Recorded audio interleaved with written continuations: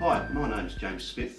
I'm the Community Safety Officer with the New South Wales Rural Fire Service Riverina Zone. I've been involved with the Rural Fire Service since 1995 when I joined the Coolman Brigade.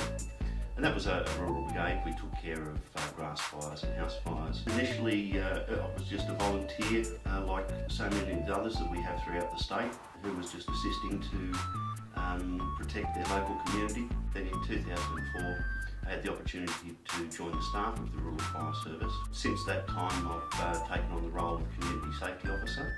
So I'm dealing a lot with the public. It's certainly very satisfying to be able to help people, to be able to assist them in developing plans for their own and their family's safety.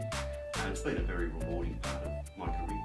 A fire management plan is extremely important. It's the single most important thing that people can do with their families to ensure that they're making good decisions well before a fire arrives. It's also very important that the whole of the family be involved in producing that plan and everybody knows what their actions are going to be in the event of a fire. This is a copy of our Bushfire Survival Plan. They're available in printed versions such as this from any of the Rural Fire Service offices. They can also be downloaded from the Rural Fire Service website, and there's now an app for mobile devices. The Bushfire Survival Plan will help people work through the steps that they need to take. Considering things such as reducing the fuel around our house, ensuring that we have firefighting equipment available and everybody knows how to use it, and knowing what those trigger points are, whether we're going to leave, whether we're going to stay and defend, and if we do stay and defend, what each person's role is. On the left-hand side of the meter, when we come up to very high conditions, that's when we can still control fires.